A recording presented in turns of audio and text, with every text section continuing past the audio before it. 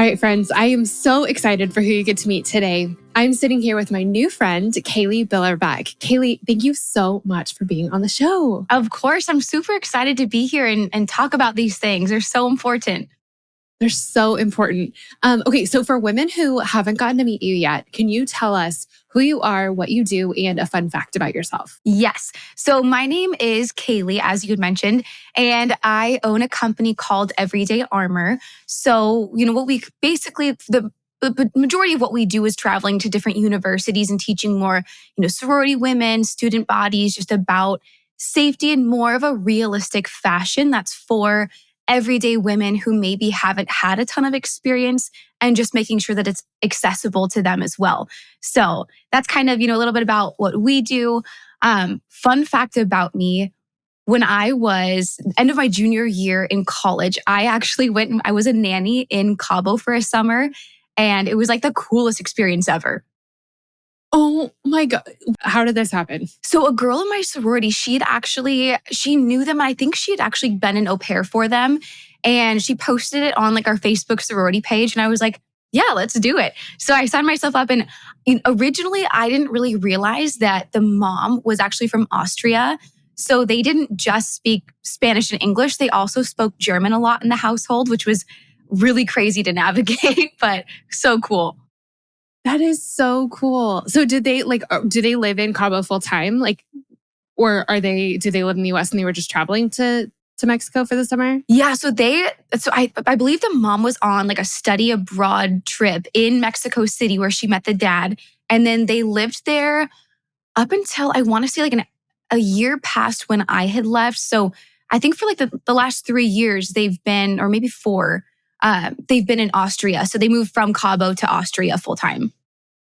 That is so cool. Yeah. That is so cool. What a cool summer job. Yeah. Okay, well, so I feel like I'm setting you up for another fun fact here, but I want to hear about your background because you own a company where you teach women how to be safe, but you have a background in all kinds of, what's the overarching, does martial arts cover all of them, or what's the correct umbrella term? Yes. Yeah. So martial arts would be just kind of all of it.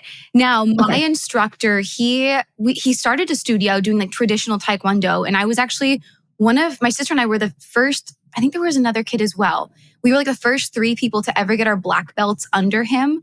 And then he ended up morphing the studio into something kind of his own, where our sparring style integrated Taekwondo, Muay Thai, and kickboxing. And then he also taught Brazilian Jiu-Jitsu. And then we also, I became an instructor. So we also taught basic self-defense escapes, weapons disarms. We worked with weapons, just all that kind of stuff. So it was a really cool experience. And I was morbidly embarrassed when my parents first signed me up for it. And then I started to really fall in love with it. How old were you when you started? And how old were you when you started? I believe I was in 3rd grade. So I'm like, how old was I in 3rd grade? But yeah, my parents were 8 or something. And it was some deal that the owner of the studio, my instructor, he made a deal with my mom's boss that basically we got free training in exchange for my instructor getting free meals or something. So it was a really cool thing that was provided to my sister and I. And while I didn't realize it in 3rd grade, I now, looking back, I'm so grateful for that training. That is so cool. That is so cool. Well, okay, so you took that and you've created Everyday Armor. How did that shift?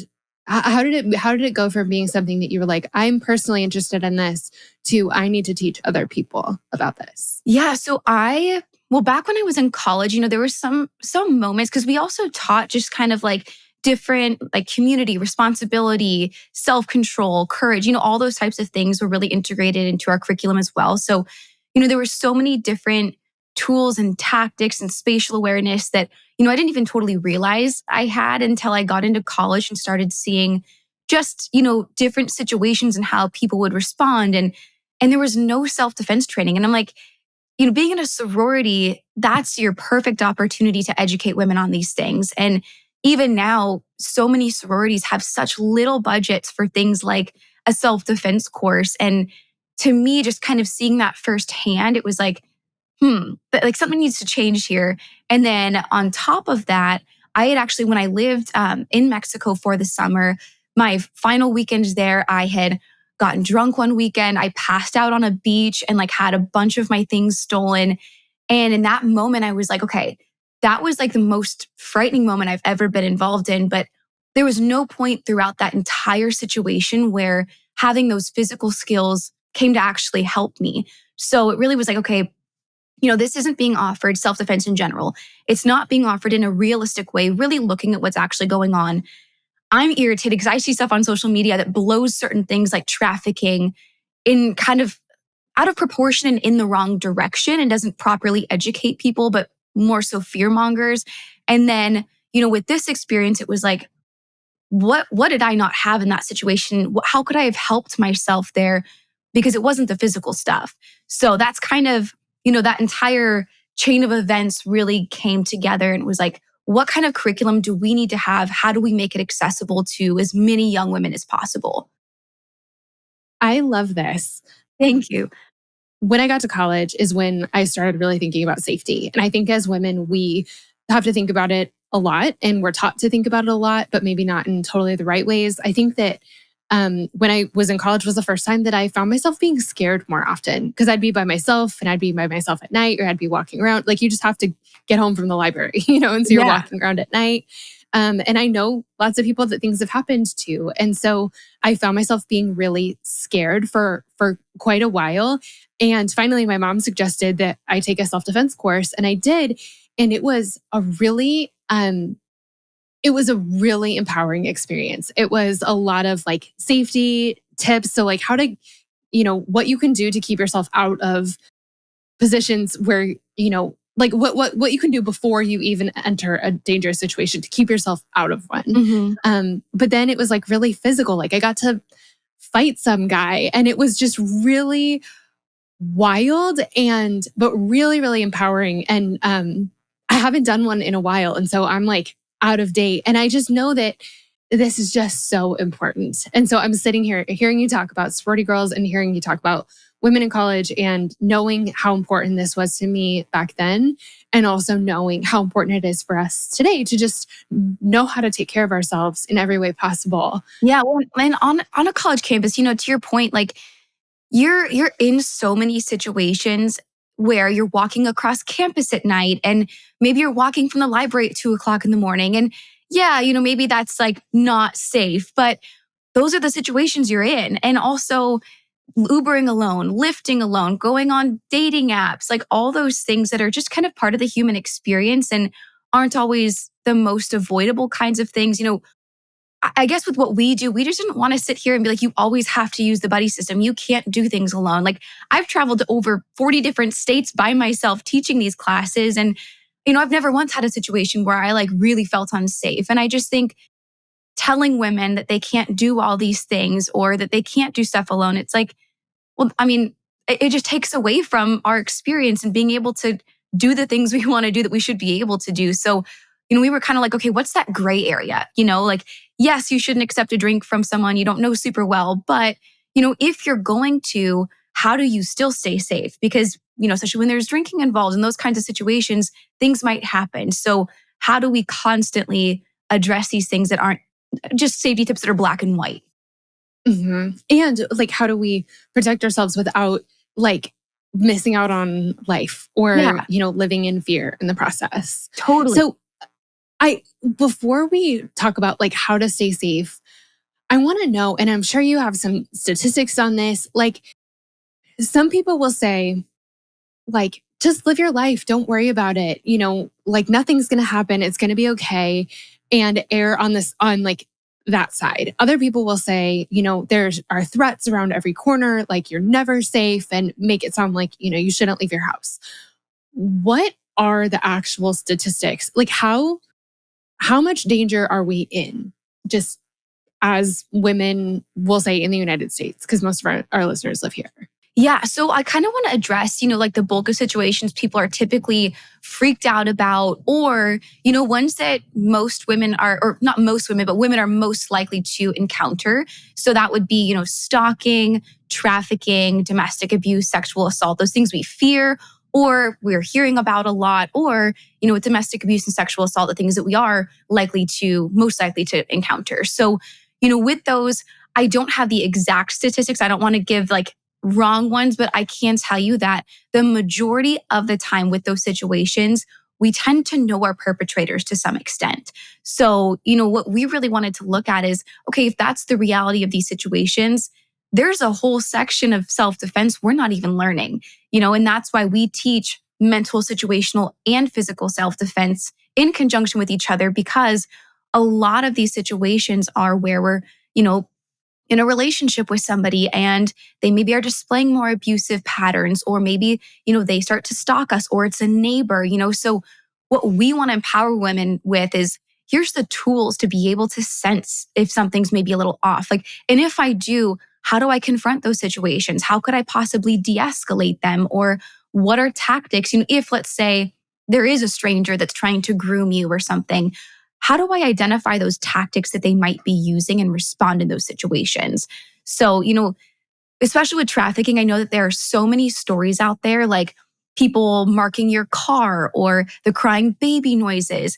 And if you actually look at the US hotline for human trafficking, I believe it was 2015 to 2001, there was never a single report of like crying babies or people marking cars to traffic people. So a lot of these things we hear are just, they travel through the grapevine, and then we're all freaked out about these things that aren't really the situations we should even necessarily be most freaked out about.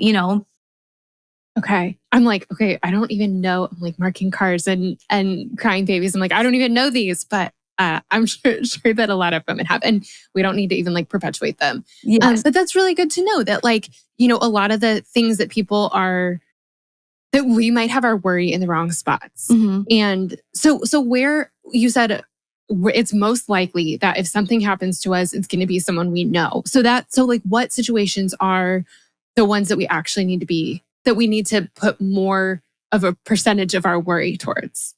So really, the way that we approach it, and with self-defense, like so much of it boils down to confidence and self-esteem. So many of us pick up on these things, like red flags, whether it's a new friend you meet, a new relationship, or just a situation in general. But I think that women are really socialized to second guess ourselves and to, say, what, maybe I'm overreacting, or I don't want to be rude. I don't want people to think XYZ about me. So, we might have that gut instinct. It's just learning to really take action with it and not questioning ourselves. And that's really one of the biggest things we encourage is, okay, when you sense that something's off, right? Whether it's a broken social norm in your environment, whether it's, a friend that's just, things aren't adding up to you, like don't be afraid to put your foot down and act in suit of those red flags that we start to feel. And I mean, in reality, those are the situations where, whether it's a random person that you meet that just something feels off about it, or a stranger that approaches you in public and is trying to like make a friendship with you, or you're on vacation and, a new group of people are trying to kind of isolate you a little bit. It's just all of those things that tend to feel off, that we have that red flag about something doesn't feel right. And then, really not questioning that gut instinct, if that makes sense. So I think that it's when I think of like being afraid, I think that like my big fear has always been like, and like this sounds silly, but like someone I don't know randomly like jumping out of the bushes and like attacking me. Mm-hmm. And like that happens so fast. Yeah. Like that would be so surprising. Mm-hmm. Obviously. But what you're saying is like it would be a slower something. It would be something that would happen a little bit more gradually. And so you have more opportunities to like, the water's going to get warm before it gets hot, before it burns you. It's not just going to like instantly burn you. So you have the ability to get out while it's still warm. Exactly. Is that kind of okay? Yeah. So like one situation, there was a girl that was in one of the classes I taught like last spring. And she was telling us this story, and she was explaining how she was walking out of H&M. These three women approached her. They were complimenting her.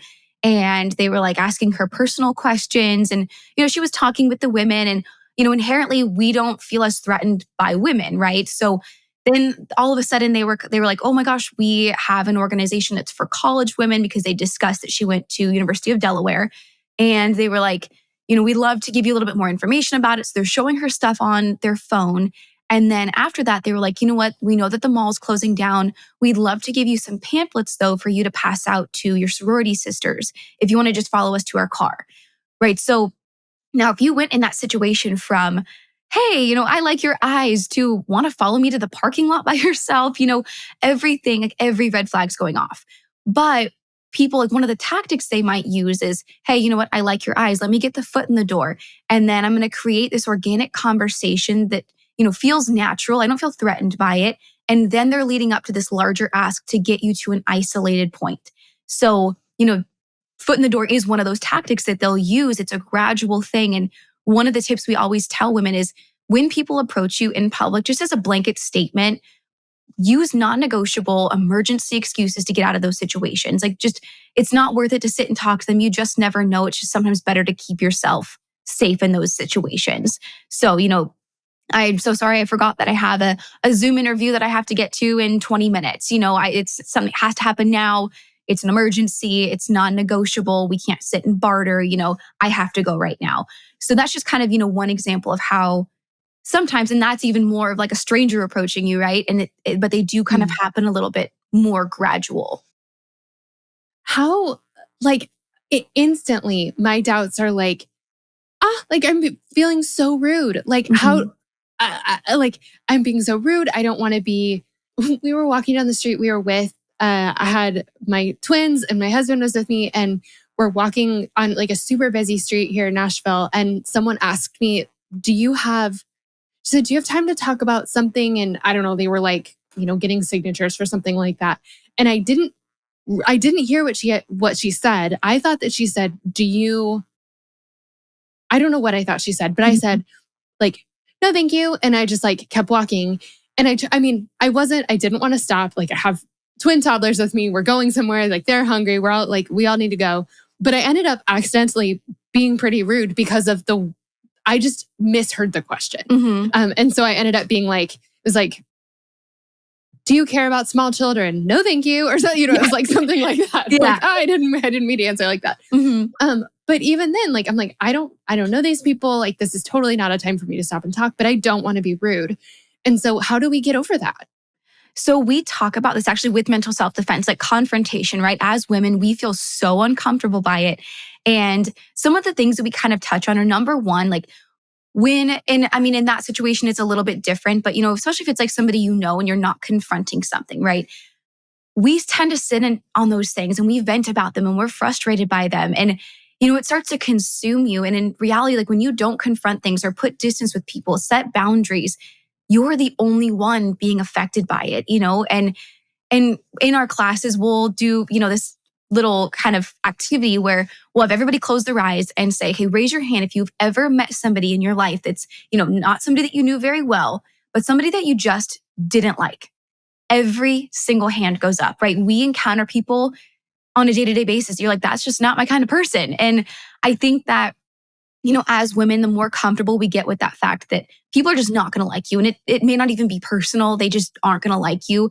And really try to make yourself comfortable with that, building self-esteem. It becomes a lot easier in those moments to have the confrontation, whether it's just somebody on, the street or whether it's somebody that you're the only one that knows what's going through your own head. Like, you have to have those confrontations and put yourself first. And especially when it has to do with your safety. So that's kind of like the number one thing we touch on. The number two thing is really addressing these things when you're going to have confrontation and being very firm about it. Now, of course, that can be very uncomfortable. So the way that we talk about to make that more comfortable are to come up with those non-negotiable emergency excuses. So, in your situation, I'm so sorry, we have to get to a birthday lunch that we're headed to. I don't have time to talk, and just having those things that it has to happen now. It's non-negotiable. I have to do this thing. And being able to use those as those situations come up, just so it doesn't feel so uncomfortable to set those boundaries sometimes. To say, like, you have a you have an excuse. You have something that like, I have to get to this thing, not like, I don't want to talk to you. Yes. And of course, we empower women to have those confrontations up front. Like it's not wrong to communicate things explicitly, but more so when it's like so crippling and uncomfortable to have a confrontation to the point that you wouldn't have it, that's where we encourage that. Like, one example we give is if, somebody gives you a drink, right? And you don't know this person super well, your blanket safety statement there is don't drink the drink, right? You just don't know what's in it. There could be something, it's not worth it. But there's a lot of situations I've even been in where you're going to drink it, right? It's a free drink, whatever it is, or maybe it's even a loose friend of a friend. So in those moments, you want to have them have the first sip. Now, if asking them to have the first sip is that situation where you're just so physically uncomfortable by it that you wouldn't do it, one way, as an example we use is, if it's a margarita, right? Smell it and just tell them, oh my gosh, this smells so strong. I've had the worst experiences with tequila. Will you please try it to make sure that it's not too strong or there's not too much tequila in it?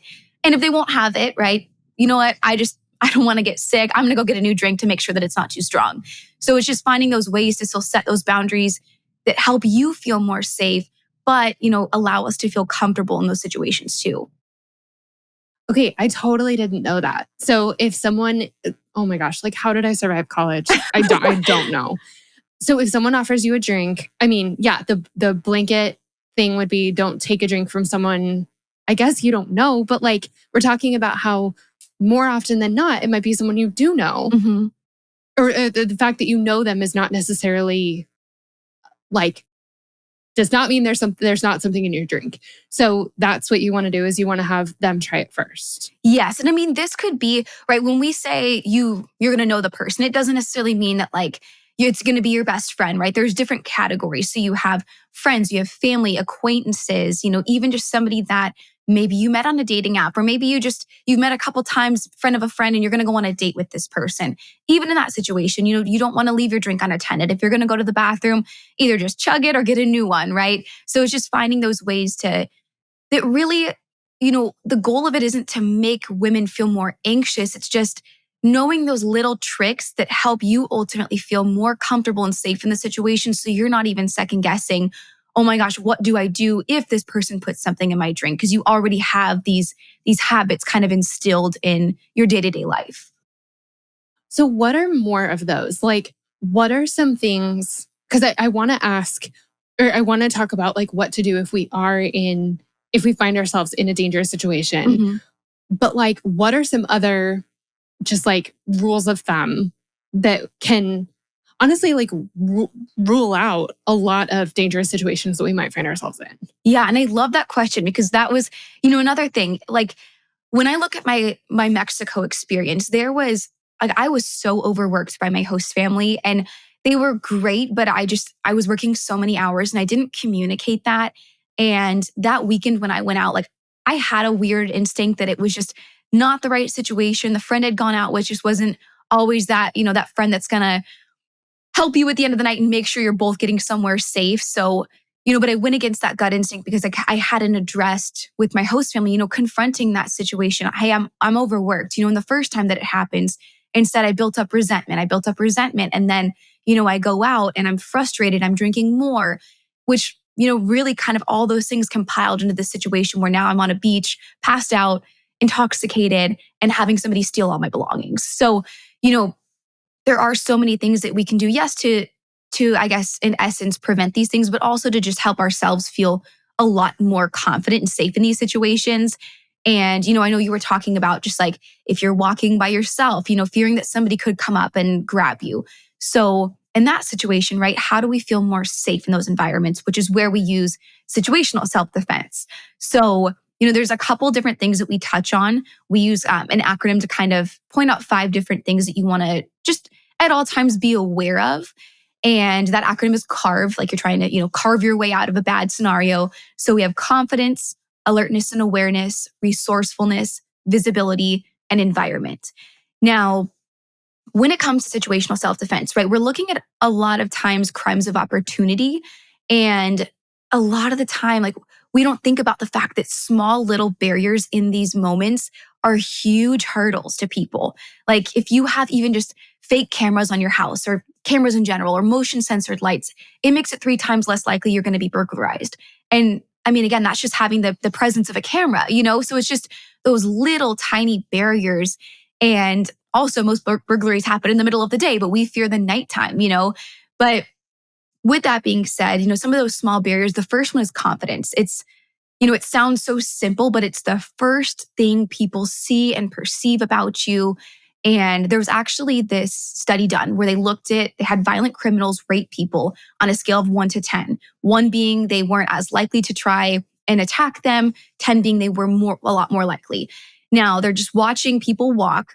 And what they found from this study was that people who had longer strides, who walked with a purpose, and who had their heads up looking at people were rated a lot lower on that scale.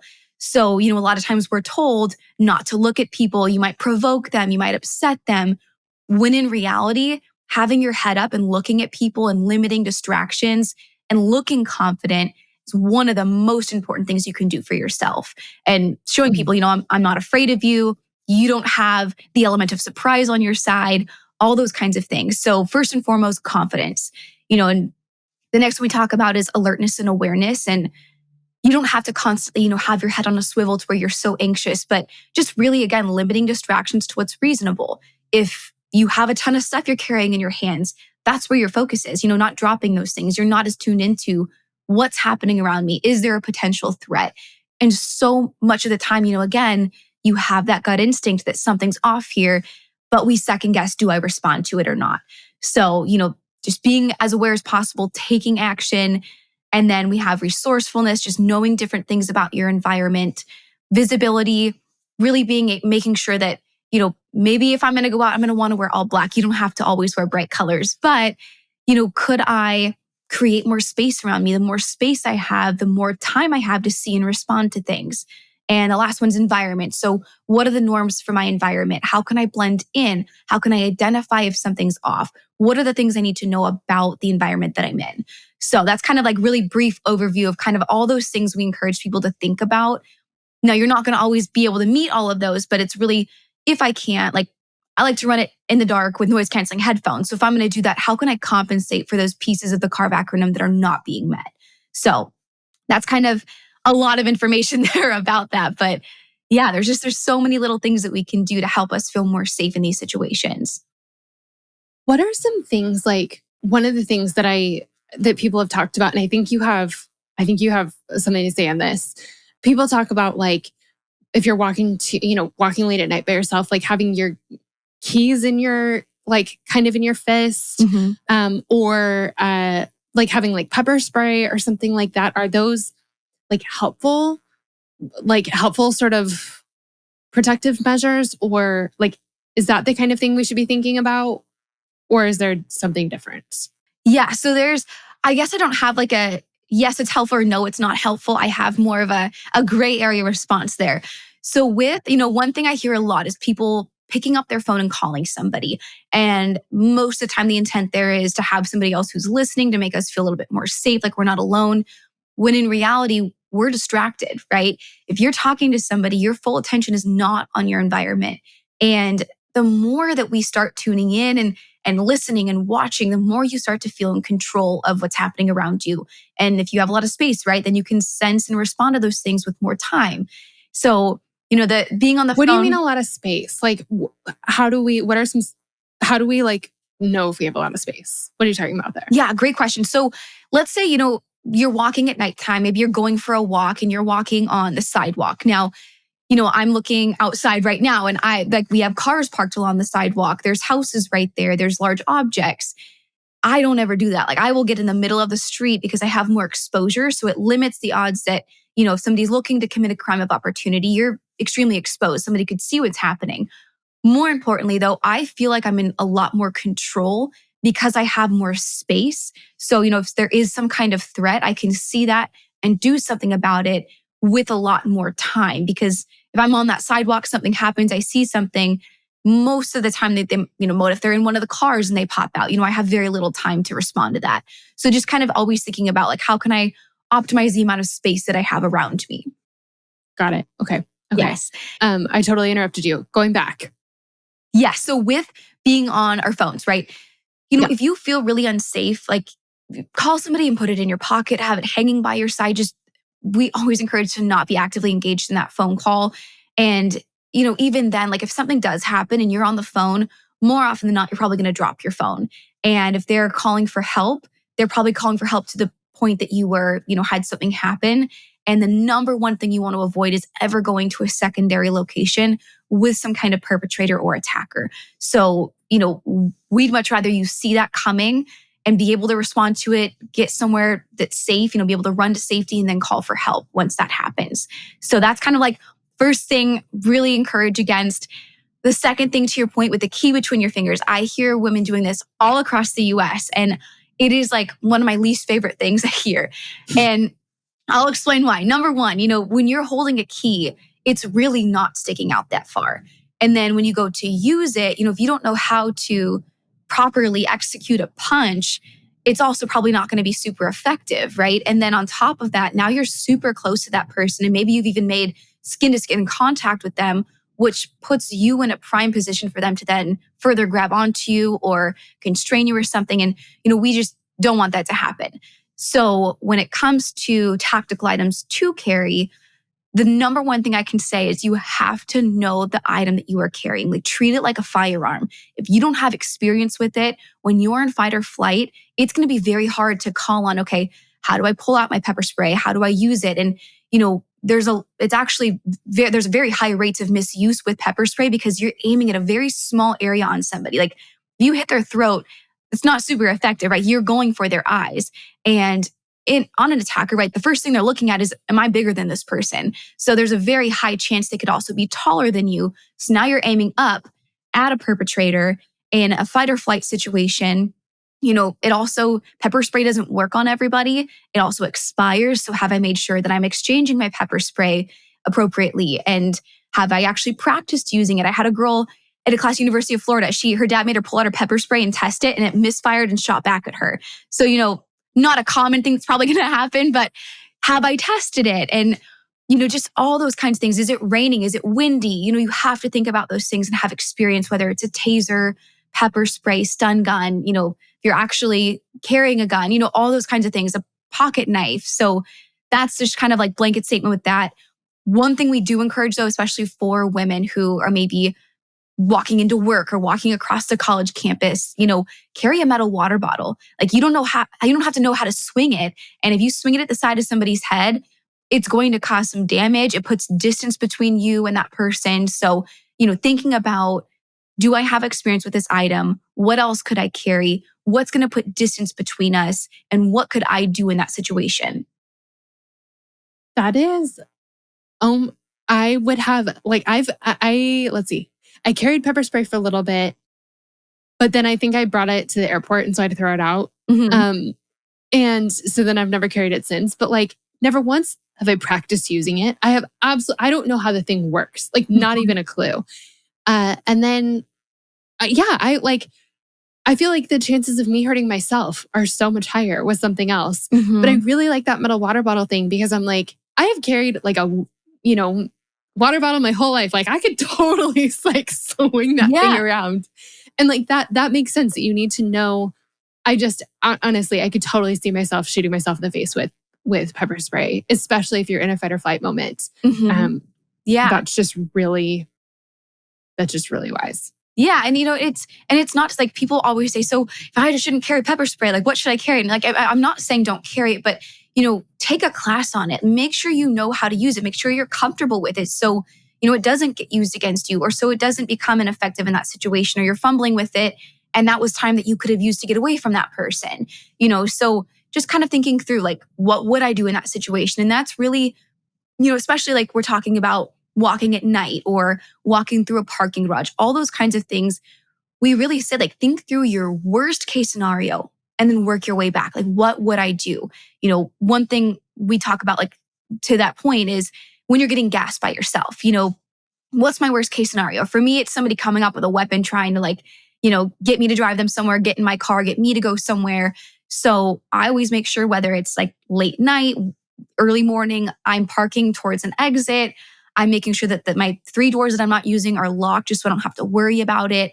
Keeping an eye on what's happening around me. If I am in a rental car that's big and I can't see over the top of it, I'm probably sitting inside while I pump my gas.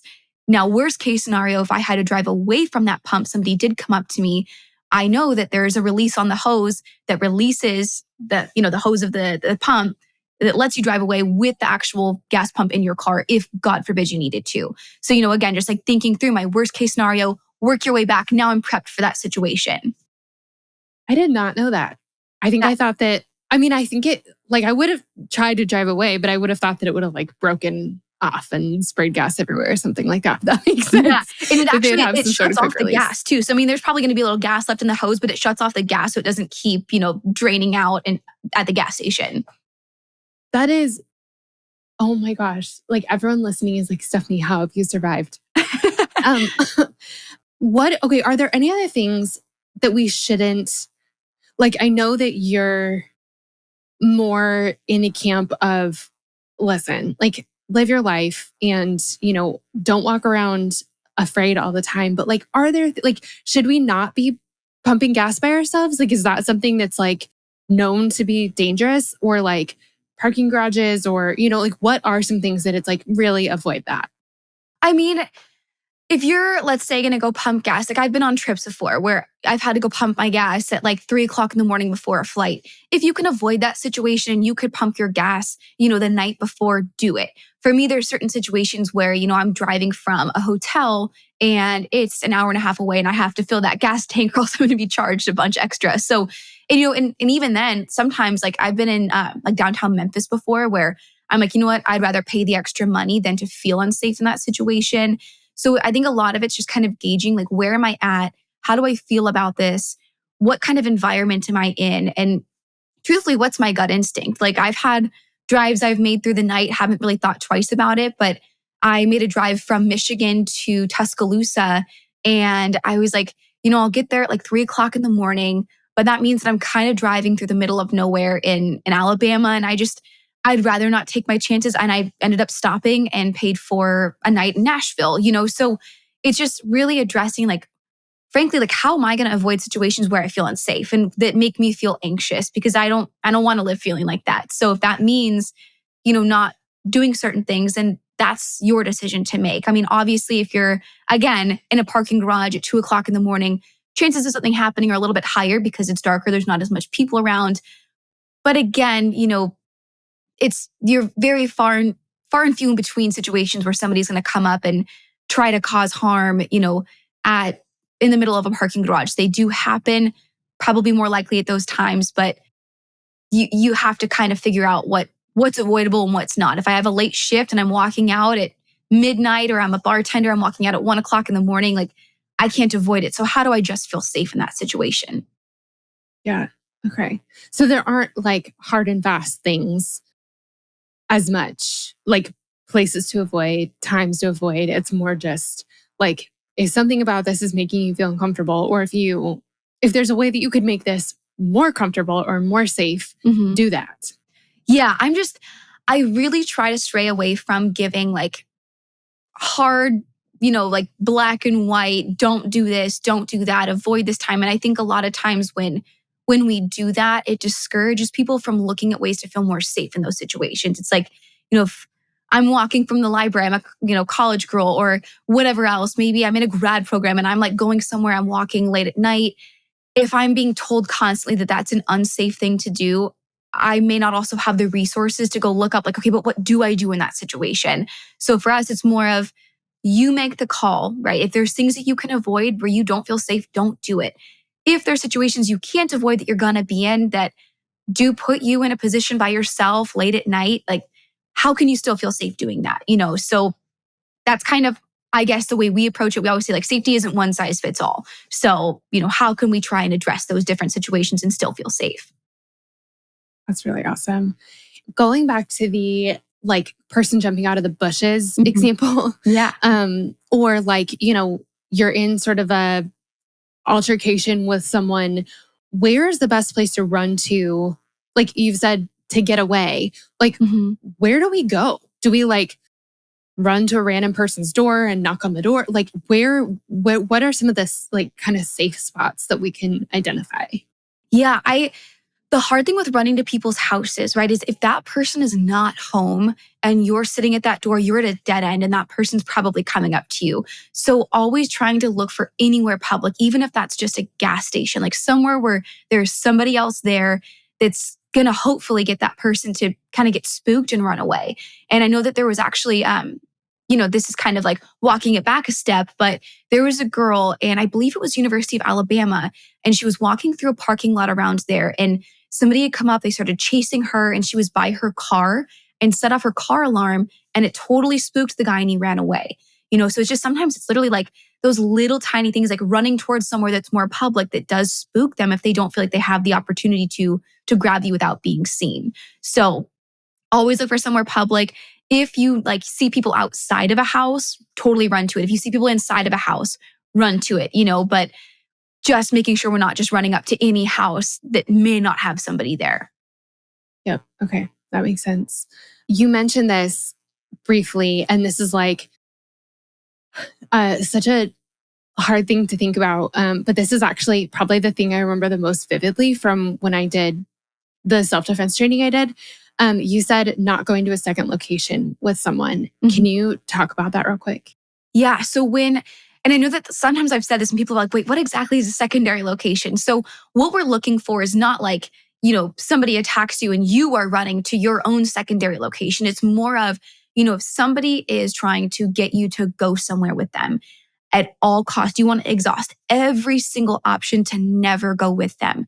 When you're going with them, right, you are 100% on their turf. You don't know where they're taking you. It's probably somewhere isolated. They probably have a plan that's to some extent thought out. The odds of you escaping that situation are a lot more slim. So, and we work with a lot of women who don't have a ton of physical training, but a big component is just having the confidence to do something, like respond, do something, fight back, know the places to strike. And again, do everything at all costs to not go with that person, because the survival rates are they're slim to none.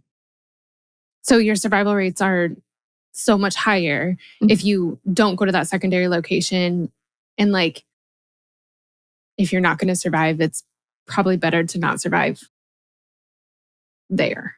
Yeah, because again, like you just unfortunately don't know what that person has planned. And, sometimes it's unavoidable, right? You may not have the option to not go to that secondary location. So once I'm there, how do I get resourceful? What can I try to do? Like, even what is this? What kind of role is this person wanting me to play? Could I play into that to try to increase the time that they're going to keep me around, or, try to prevent what might be in store? So it's so hard because there's so many situations that are so diverse. It's hard to give like one blanket way to do these things, but it just really comes down to like, what's around you? What can you use? How do you not go with that person? And if God forbid I am in that situation, like how do I be resourceful? What can I do? How can I speak to them, talk to them, try to keep myself alive?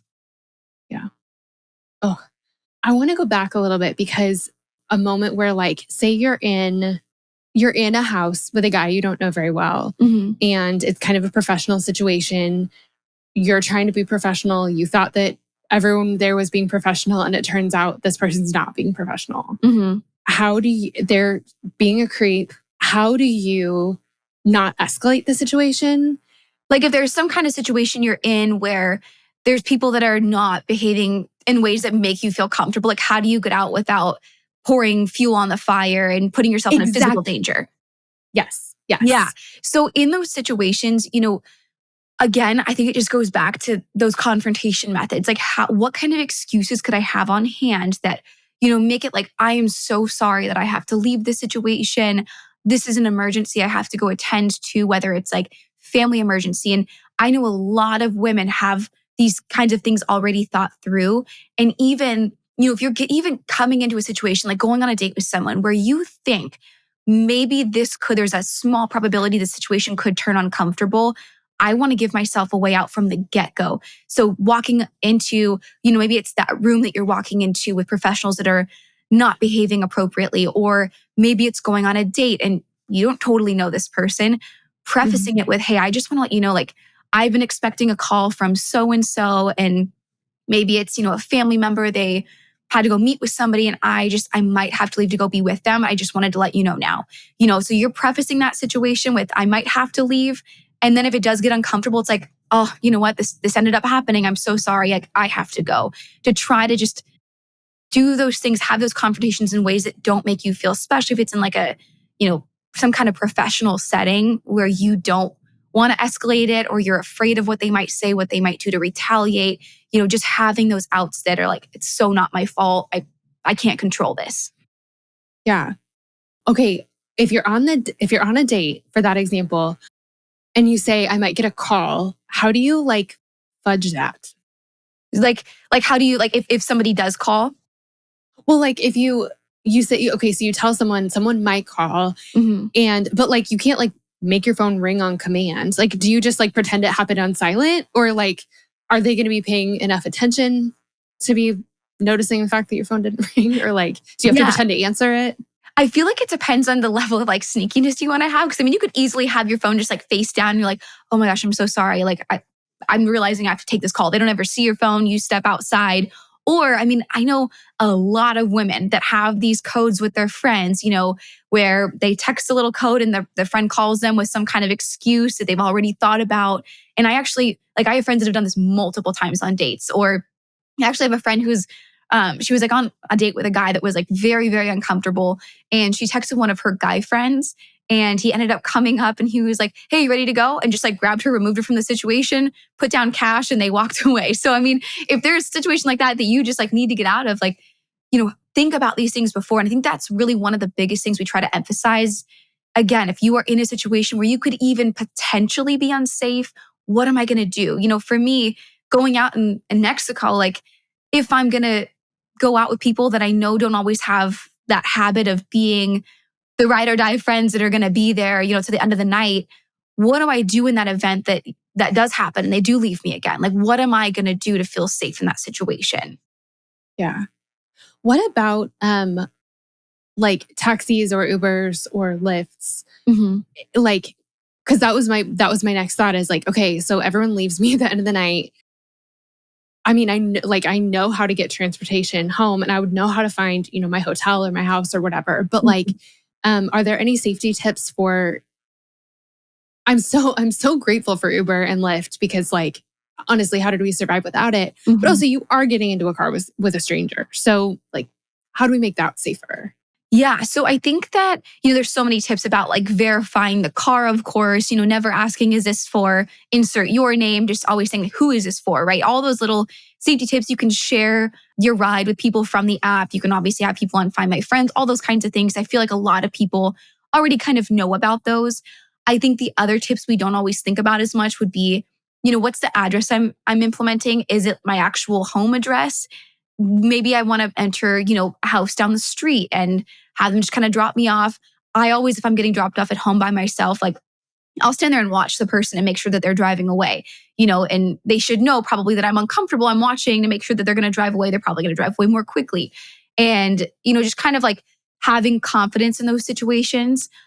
I think one of the biggest things though, that's kind of like a point of controversy with Lyft and Uber is where to sit. Where is the safest spot to sit? And this is like one of those things that for me is just like triggering. Like I've talked to so many people and, cops, even people that I used to train with, like, where do you think is the safest spot in a Lyft or an Uber? I will tell you right now, I've heard every single spot listed. So if you're Ubering or Lyfting by yourself, you have to think through again, who am I? What is my worst case scenario? What am I willing to do if something goes wrong? Where am I actually Lyfting or Ubering? So, for me, I always sit in the front seat. Now, that may not be what's most comfortable for some people. The reason I do it is because I have the most exposure with the windshield. Most of the time, I'm not taking a Lyft or an Uber on a freeway or a highway. It's more so going to be through a city.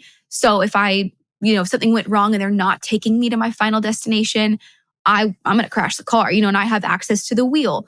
Now, some people may not feel comfortable doing that. They might be taking longer Lyfts or Ubers. So maybe they want to sit in the back where they, maybe right behind the driver where it's not as likely they'd be able to actually hold a weapon to you and you still have access to them. Con of that spot is if you're getting out of the car, you might be getting out into oncoming traffic. So maybe you want to sit diagonal from the driver. In that situation, you have the most space between that person. You're not getting out into oncoming traffic. And again, you just have to think about like, what's my worst case scenario? How am I going to respond?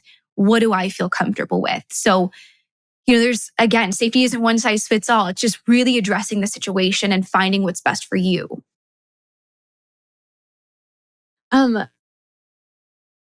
If I know that this is like such a physical, like this is like, we need like hours with you and we need to be in person probably, but what is like, this is similar to the water bottle thing where it's like, where do we hit someone that we like actually could probably do? Like, what's the easiest place for us to like do some harm that we can feel the most comfortable?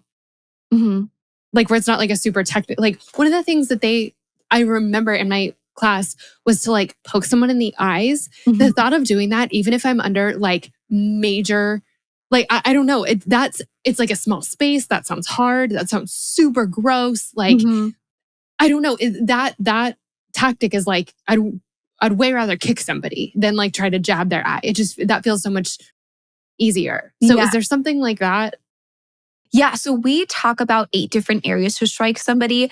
And this is kind of one of those things that, again, like there's so many things out there about like stepping on people's toes, their shins, the instep, the backs of their knees. And really, if you think about it, like this instance is happening so fast, right? It's not some like, we're going to have this like 10-minute period where we're like fighting back and forth. So when that person grabs you, number one, they've already sized you up. They already think they can physically overpower you. The odds they're grabbing you as hard as they can are probably slim. So we want to optimize that window, right? Which means that when you start stepping on their toes or yelling for help, immediately they're going to grab harder. So again, those 8 areas, we are like, okay, what are the most effective areas that hopefully create enough shock, pain, discomfort to get them to let go so you can run to safety? So, one of the biggest ones would definitely be the groin area. Now, obviously we kind of all know that area, but one of the things I want to add on there is if you're in a situation where they come up behind you, maybe in a bear hug, you may not be able to strike it super easy. But one thing we encourage women to do instead of striking the groin area and this is a little graphic, but like you want to grab, squeeze, and twist that area. And it's uncomfortable. You don't have to have a lot of space. You just create enough space to get your hand back there if they grab you from behind. So, that's one strike. Going for even the solar plexus, an elbow to the solar plexus could knock the wind out of somebody. Or you can actually... Okay, where are your solar plexus? Good question. So it's like right under your chest, like right where this microphone is. So it's like right here. So if you hit somebody, like I've been kicked there before and I've had to go like sit on the ground because I'm like, I literally cannot breathe. So very, very uncomfortable. Now, I know you mentioned kicking. If you can do something without kicking, I always encourage it just because you're not losing balance. If you lose balance or they grab your foot, you don't want to be on the ground with them. You don't want to go with them. You want it to be quick and efficient. If that's your only option, by all means, like somebody has you up against a wall by the neck or something, like by all means, kick the groin, right? Another area, like I said, was the nose. If you strike the nose hard enough, you can actually kill somebody. The odds of it are probably slim, but you could. Now, when you strike this area, it's hard. So you want to use a palm heel. So you're pulling your hand back and using the palm of your hand, striking up at the nose like this. The eyes are an area, temple, jaw area, with that water bottle. I always say, don't bring your body parts to the side of someone's head if they're standing up straight, because you're probably losing power doing that strike and they might see it coming because, again, they could very well be, most likely are going to be taller than you. We have the ears, grabbing onto the top of an ear and yanking down as hard as you can to rip it. Fingers, just like carrots, if you're going to break them, pinky, you're pulling out this way. These 3 fingers, you're going to pull backwards towards a wrist. So if somebody has you in a grip, using that, you can also bite through a finger like a carrot. So if you needed to, there's so many different places. But when you are in that moment, your mind is going to freak out. Like you are in fight or flight. And I always tell people, like, take deep breaths and literally tell yourself what's happening. Okay, somebody's grabbing me until you're like, okay, yeah, that's happening, right? Now what do I do? Where do I need to strike? Yeah. I'm acting like so squeamish about this, but it's just it's less about like, oh, I like poking an eye is gross. Like I don't mean it like that. I just mean like that just seems kind of like the pepper spray where it seems Mhm. hard to operate in the moment. And so actually the like grab, squeeze and twist, Mhm. like that makes sense to me. That seems I don't know, something about that seems more doable than trying to like aim well enough to like hit someone's eyes or, with my Mhm. finger, or, something like that. So, okay, all of that is super, super helpful. Is there anything else that we've missed? Like that you're like, if I could tell every woman in the world one thing, it would be this. Do you have anything that like comes to mind? I I have one thing I want to point out that isn't an answer to that question, and then I'll answer that question because yes, Perfect. yes. Um, One thing I feel like I meant to touch on when we were talking about kind of weapons and stuff. If somebody ever comes up to, I know that like, it's our first instinct to want to hold on to our belongings, but if somebody comes up to you, there actually was a story.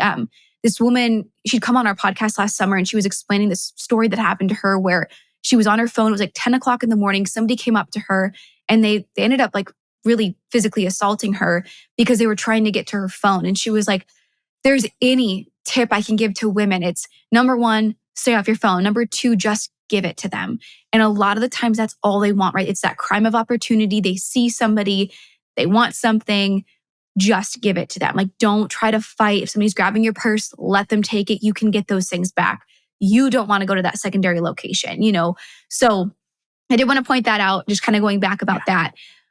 When it comes to like just final notes on self-defense, and it's hard because I always say like the things that sometimes are the most important are the things that just seem like the most like common sense, where just having confidence, like if you can build self-esteem and confidence, it takes you so far. Whether it's mental self-defense, just having the confidence to identify like these people just aren't for me. I don't like those situations. I'm allowed to say no. Or having a confrontation with a friend, and it doesn't have to be somebody that's trying to groom you to traffic you. It could just be a friend who's like taking advantage of you and your self-esteem's getting chipped away. So how do I confront that situation? Just having the confidence to just do it. Or if you don't think it's going to change it, put boundaries there. And then when it comes to situational self-defense, if I'm in environments where I don't feel the most confident or safe, whether it's travel or running daily errands or you know, anything else, that just walking down the street, present yourself with confidence, walk with a purpose. If you don't know where you're going, turn your back to something and look up where you're going and then proceed. Make eye contact with people. Don't be afraid to do that. Look at people. You can say hi to people too. It doesn't make you unsafe. And if there again are those situations where you're like, there is an active threat there, respond. Even if it's a potential threat, run, hide, fight. That's your chain of events there. Take action. Don't be afraid to do it. Don't think you're overreacting. With the physical stuff, take action. Just because you haven't had training does not mean that you can't do something to somebody. Does not mean, even just fighting back, they might be like, you know what? I don't even want to engage in that. That's too much work. I don't want to get caught. I'm going to let them go.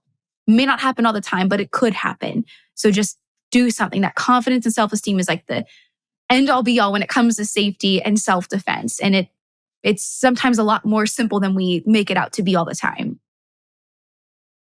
Kailee, thank you so, so much for the work that you're doing, for your expertise, for sharing it with us. I mean, this is so important. We could talk for like a million years, but I really am so grateful. I'm so grateful for your work. Tell us, so I know that you teach a lot in person. Mm-hmm. How can we learn from you further? Like, do you have classes? Do you have like anything online that we can do? Walk us through next steps, because I feel like this is just the tip of the iceberg. Yeah. So first of all, I could literally go on for hours about this stuff. So I love talking about it. So thank you very much for having me on. It's just like it gets me so fired up because the things that we all need, that we all think about and deal with on a daily basis most of the time. But as far as next steps, we would love to offer you and your community one of our online classes. You'll probably see some of the information we talked about here, but if you guys would like to do one, you guys can pick a time and we would love to host one virtually. Everybody can sign on separate, sign on with a partner so you can actually do the escapes. As far as just kind of getting daily tips and stuff, we do have social media. We encourage you guys to look there on Instagram, we actually have a close friend story that has a lot more just statistics, kind of behind the scenes things that I run into as I travel. So definitely encouraged, kind of following along that. And just there's certain things that you would like us to give you tips on. We always encourage people to send a DM, reach out to us, and we'll do a video for you. Okay. I love that. Thank you for offering that. We're going to link to that in the show notes. You guys, I can't believe that we haven't talked about this on the show before. This is so overdue. Kailee sent me an email like maybe a week ago and was like, would you be interested in partnering? And I'm like, 1,000% yes. I think we like wrote back immediately. And so gosh, I'm so sorry. This is so overdue, guys. Like we should have been talking about this a long time ago. Because you're right, we think about it all the time. And as you guys have heard from me today, you can have taken a self-defense class and still have no idea what you're doing. I trained in this stuff for like my entire life, and I still found myself in a situation where I was like, mugged on a beach, passed out, drunk in the middle of the night. So like we all encounter stuff, Yeah, we do. All right, Kailee, thank you so much. We'll link to everything, all of your stuff in our show notes. And you guys let's take our class. Let's all do it. Beautiful. Thanks, friends. Thank you very much.